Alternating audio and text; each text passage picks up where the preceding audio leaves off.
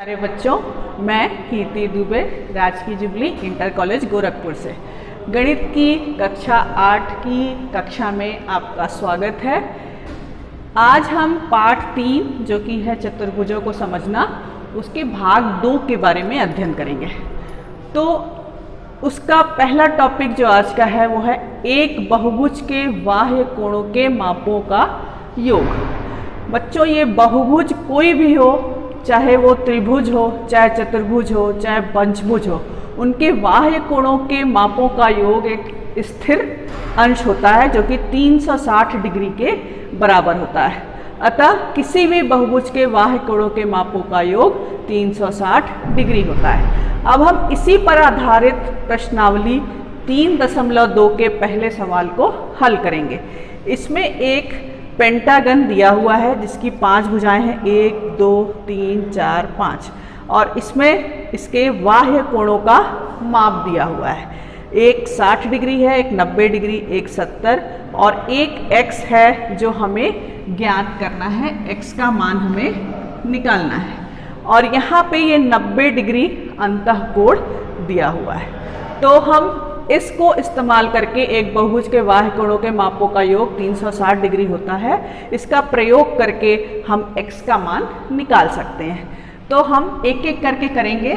जैसे हम यहाँ से शुरू करते हैं तो पहला बाह्य कोण जो है वो 60 डिग्री है, दूसरा यहाँ पे आपको दिख रहा होगा ये 90 डिग्री होता है, ये 70 डिग्री है, फिर x है, और चूंकि ये अंतःकोण यहाँ 90 डिग्री दिखाया गया है और ये एक सरल रेखा है, अतः यह कोण भी 90 डिग्री का होगा क्योंकि पूरा कोण 180 डिग्री का होता है। इसके 90 होने पे ये भी स्वतः 90 हो जाएगा। तो यहाँ पे 90 लिख करके इसको हम लोग 360 डिग्री से इक्वेट कर देंगे। अब हमें इसमें सामान्य गणितीय संक्रियाएं योग का प्रयोग करके हल कर लेना है। जैसे 90, 60, 70 और 90 हमारा 310 हो जाएगा। 310 plus x is equal to 360 degree. तो हमारा x का मान जो हो जाएगा वो 360 माइनस 310 बराबर 50 डिग्री। तो इस प्रकार हम किसी भी कोण का मान निकाल सकते हैं अगर बाकी कोणों का मान दिया हो। अब हम दूसरे टॉपिक पे आते हैं, चतुर्भुज के प्रकार या टाइप्स ऑफ क्वाड्रिलेटरल। तो चतुर्भुज के कोण और भुजाओं की प्रकृति के आधार पे उनको बहुत तरह के प्रकारों में विभाजित किया था, जिसमें से अभी हम कुछ प्रकारों को लेके चलते हैं। जैसे पहला है समलंब, वह चतुर्भुज जिनमें भुजाओं का एक युग्म समांतर होता है। जैसे मैंने यहाँ एक चतुर्भुज बनाया, उसको नाम दे देती हूँ ABCD। आप देख सकते हैं कि भुजा AB और भुजा CD, ये जो युग्म है भुजाओं का, ये समांतर है। तो चतुर्भुज जिनमें भुजाओं का एक युग्म समांतर होता है, यानी ये एक एग्जाम्पल है समलंब चतुर्भुज का। अब इसको भी नाम दे दें ABCD। इसमें भी भुजा AB और CD एक दूसरे के समांतर या पैरेलल है। तो ये दोनों एग्जाम्पल है समलंब चतुर्भुज का। अब दूसरे प्रकार पे आते हैं पतंग या काइट। अलग अलग आसन्न भुजाओं के दोनों युग्मों की लंबाई बराबर होती है। जैसे ये एक शेप देखिए, इसका एग्जाम्पल काइट का या पतंग का, ये है पतंग का एक आकृति। इसमें भुजाओं के दो युग्म हैं, मैं नाम दे रही हूँ ABCD। तो एक तो AB और AD जो भुजा है, भुजा AB is equal to AD, उसी प्रकार भुजा BC is equal to DC। तो भुजाओं के दो युग्म की लंबाई बराबर होती है। एक युग्म है AB और AD जिनकी लंबाई बराबर है, जिसको मैंने दो लाइन ऐसे क्रॉस करके दिखाया है, और उसी प्रकार भुजा BC और भुजा DC की लंबाई बराबर है, जिसको एक सिंगल लाइन से करके दिखाया है। तो ये एग्जाम्पल है एक पतंग का, क्योंकि इसमें अलग अलग आसन्न भुजाओं के दोनों युग्म की लंबाई बराबर होती है। अब थर्ड टाइप पे आए या तीसरे प्रकार पे, जिसको समांतर चतुर्भुज या पैरेललोग्राम कहते हैं। वह चतुर्भुज जिनमें सम्मुख भुजाएं समांतर व बराबर होती हैं तथा सम्मुख कोण भी बराबर माप के होते हैं, उसे समांतर चतुर्भुज कहते हैं। अब हम इसको नाम दे देते हैं ABCD। इस चतुर्भुज की सम्मुख भुजाएं हैं AB और CD, जिनका माप बराबर होता है, AB बराबर CD। और AB और CD जो सम्मुख भुजाएं हैं वो समांतर भी होती हैं। AB is parallel to CD। साथ ही साथ जो सम्मुख कोण होते हैं वो भी बराबर होते हैं, यानी जो कोण A होगा वो कोण C के बराबर होगा और कोण B जो होगा वो कोण D के बराबर होगा। इसी प्रकार भुजा AD और भुजा BC, AD is parallel to BC and AD is equal to BC, और जो कोण होगा वो AC के बराबर होगा। कोण A is equal to कोण angle C and angle B is equal to angle D। तो वो चतुर्भुज जिसकी सम्मुख भुजाएं समांतर, बराबर और सम्मुख कोण भी बराबर माप के होते हैं, उसे समांतर चतुर्भुज या पैरेललोग्राम कहते हैं। यानी कि सामने सामने की भुजाएं समांतर होती हैं, उनका माप बराबर होता है और सामने सामने के कोण भी बराबर होते हैं, उन्हें समांतर चतुर्भुज कहते हैं। तो अभी हमने समांतर चतुर्भुज के बारे में आपको बताया। वे चतुर्भुज जिनमें आमने सामने की भुजा समांतर हो, उनका माप या भुजाओं की लंबाई बराबर हो और आमने सामने के कोण बराबर हो, उसे समांतर चतुर्भुज कहते हैं। अब हम एक इसके विशेष गुण के बारे में पढ़ेंगे, जो कि है समांतर चतुर्भुज के विकर्ण या डायगोनल ऑफ पैरेललोग्राम। इसका एक विशेष गुण होता है, समांतर चतुर्भुज के विकर्ण एक दूसरे को समद्विभाजित करते हैं। मतलब अगर मान लीजिए ABCD एक समांतर चतुर्भुज है जिसमें साइड आमने सामने वाली भुजाएं बराबर और समांतर है, तो हम अगर इसका डायगोनल या विकर्ण खींचें, यानी कि सम्मुख शीर्षों को मिला दें, तो वो उसका विकर्ण हो जाता है। पहले की कक्षा में मैंने बताया भी है। तो जब हम A और C को मिला देंगे तो जो रेखाखंड प्राप्त होगी वो विकर्ण होगी, यानी AC जो है वो इस समांतर चतुर्भुज का विकर्ण है। उसी प्रकार B और D को मिलाने पर जो रेखाखंड प्राप्त होगी वो भी एक इसका विकर्ण है। तो इस समांतर चतुर्भुज में हमें दो विकर्ण प्राप्त हुए, AC और BD। तो जब हम AC और BD को ड्रॉ करेंगे तो वो एक पॉइंट पे मिलेंगे या मीट करेंगे, तो उसको मैंने O नाम दे दिया है। तो समांतर चतुर्भुज के विशेष गुण के अनुसार जो विकर्ण AC और BD जिस बिंदु पर मिलते हैं वो बिंदु दोनों विकर्ण को समद्विभाजित करता है, यानी कि ये AO की लंबाई OC के बराबर होगी और BO की लंबाई DO के बराबर होगी। AO is equal to CO and BO is equal to DO। तो ये आपको याद रखना होगा कि समांतर चतुर्भुज के विकर्ण एक दूसरे को समद्विभाजित या बाइसेक्ट करते हैं। अब हम प्रश्नावली 3.3 के कुछ क्वेश्चंस को देखते हैं जो समांतर चतुर्भुज के गुणों पर आधारित हैं। इसमें क्वेश्चन नंबर 1 में दिया हुआ है, यदि ABCD एक समांतर चतुर्भुज है जिसके विकर्ण AC और BD एक दूसरे को बिंदु O पर काटते हैं, तो समांतर चतुर्भुज के गुणों के आधार पर इन प्रश्नों को हल करना है। एक बार हम फिर से रिकॉल कर देते हैं, समांतर चतुर्भुज के जो गुण होते हैं, आमने सामने की भुजाएं समांतर होती हैं, आमने सामने की भुजाओं का माप बराबर होता है और आमने सामने के कोण बराबर होते हैं। उसके साथ ही इसके विकर्ण एक दूसरे को समद्विभाजित करते हैं। तो इन गुणों के आधार पर हमें ये सवाल हल करने हैं। जैसे इसमें लिखा है साइड AD, इसके जस्ट सामने की भुजा है BC, तो आप यहाँ पे लिख देंगे is equal to side BC। अब आइए सेकेंड पार्ट है इसका, कोण DCB, कोण DCB यानी ये कोण। इसके सामने का कोण ये है DAB, तो आप लिख देंगे is equal to DAB।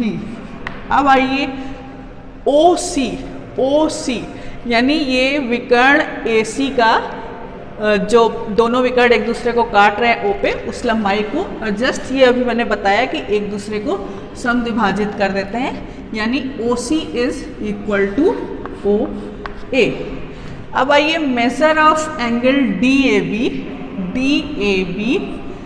Plus measure of angle CDA, ये जो संलग्न कोण होती हैं उनका सम 180 डिग्री के बराबर होता है। तो चूंकि ये दोनों संलग्न कोण हैं, इसलिए यहाँ पर हम लोग 180 डिग्री लिख देंगे। अब एक और क्वेश्चन हल करते हैं। इसमें फिर से एक पैरेललोग्राम या समांतर चतुर्भुज दिया है, जिसके एक अंतःकोण का मान दिया है और 3 अंतःकोणों का मान हमें निकालना है, जिसका नाम x, y, z के रूप में दिया हुआ है।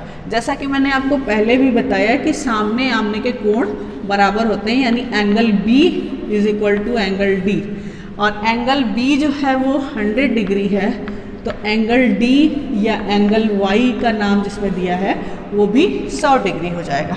तो Y का मान जो होगा वो 100 डिग्री हो जाएगा।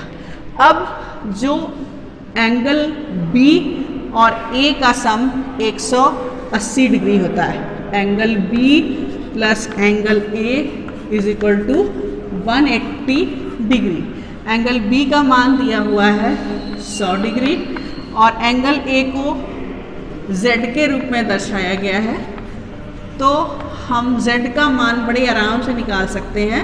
180 माइनस 100 दैट इज 80 डिग्री।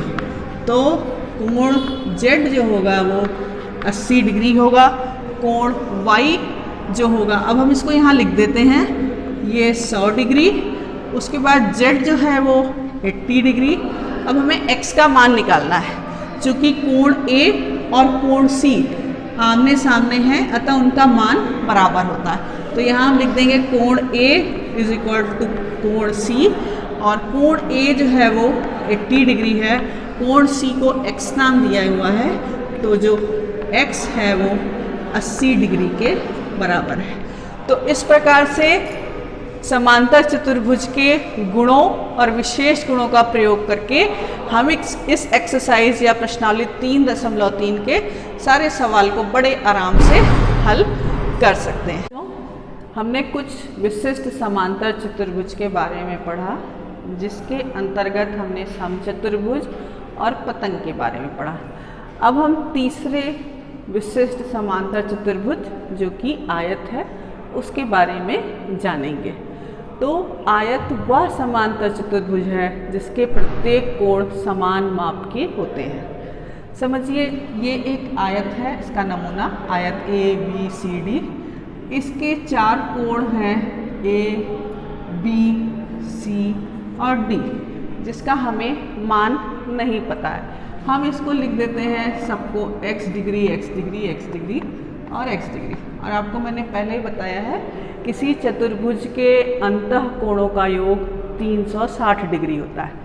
तो ये x, ये x, ये x और ये x मिलकर के 4x हो गए, जो कि बराबर होंगे 360 डिग्री के। यानी एक x का मान हो गया 360/4, यानी कि 90 डिग्री। इसका मतलब है आयत के प्रत्येक कोण 90 डिग्री के होते हैं या वो समकोण होते हैं। अब आयत के कुछ और गुणों के बारे में पढ़ेंगे। जो आयत की आमने सामने की भुजाएं होती हैं वो बराबर होती हैं, जैसे भुजा AB बराबर भुजा CD। इसी तरह AD के सामने की या सम्मुख भुजा है BC, तो वो दोनों भी आपस में बराबर होती हैं।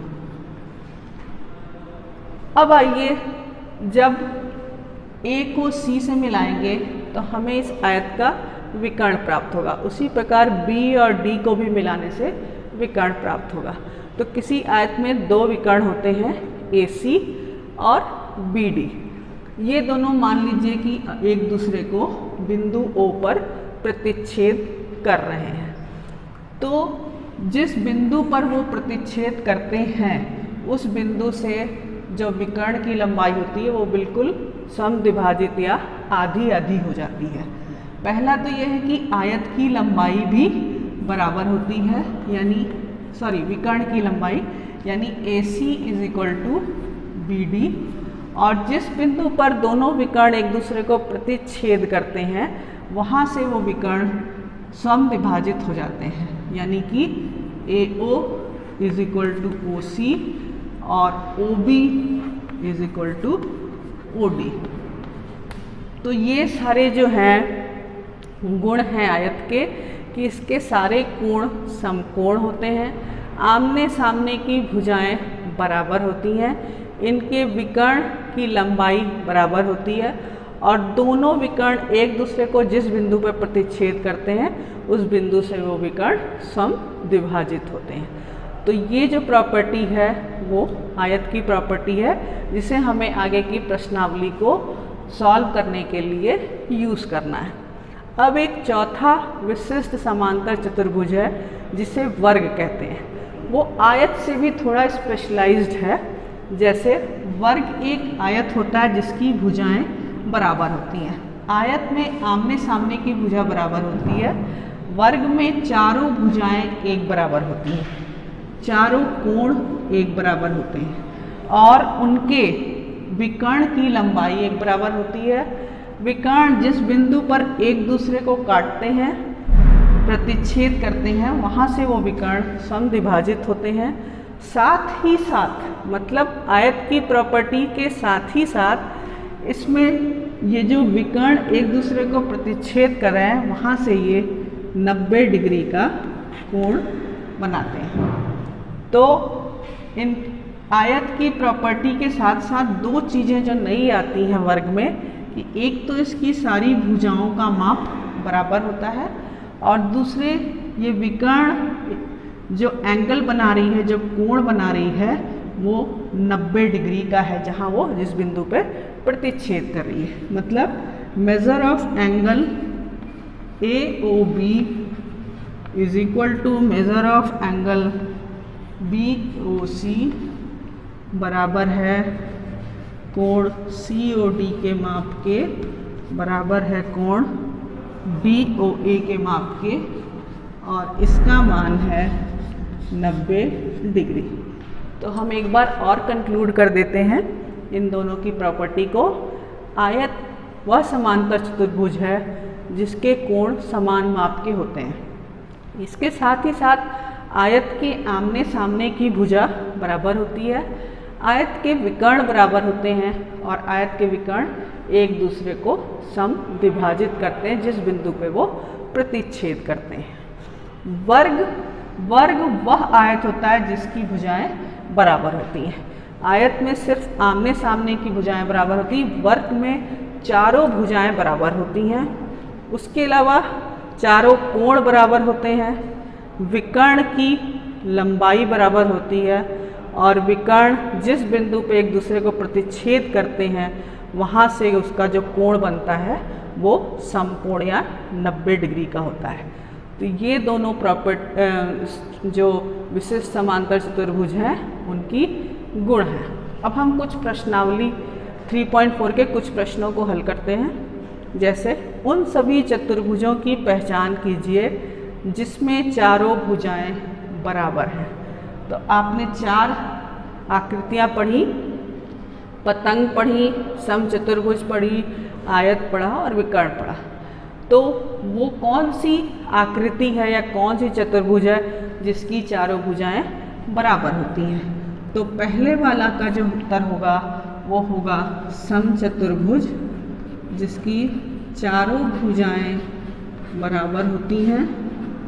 और एक अभी आपको मैंने बताया वर्ग की चारों भुजाएं बराबर होती हैं।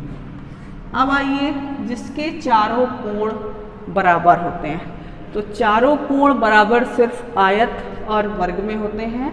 आयत के भी चारों कोण बराबर होते हैं और वो समकोण या 90 डिग्री के अंश के बराबर होते हैं, और वर्ग के भी चारों कोण बराबर होते हैं, वो भी 90 डिग्री या समकोण होते हैं। तो हम यहाँ पे लिख देंगे आयत और वर्ग। अब प्यारे बच्चों, ये इस अध्याय का आखिरी प्रश्नावली था, जिसमें से मैंने आपको ये प्रश्न करा दिया। बाकी के कुछ प्रश्न आपको अपनी गृह कार्य की कॉपी में हल करने हैं, तो आप अपना गृह कार्य नोट कर लें। प्रश्नावली 3.4 के प्रश्नों को आपको हल करना है, जो कि इन्हीं समांतर चतुर्भुज के कुछ विशिष्ट आकृतियों के बारे में है। आप उस पर आधारित, आपको मैंने सारे जो उसके प्रॉपर्टी या गुण हैं उसके बारे में बता दिया है। उसी पे आधारित वो प्रश्नावली है, जिसके प्रश्नों को आपको हल करना है। धन्यवाद।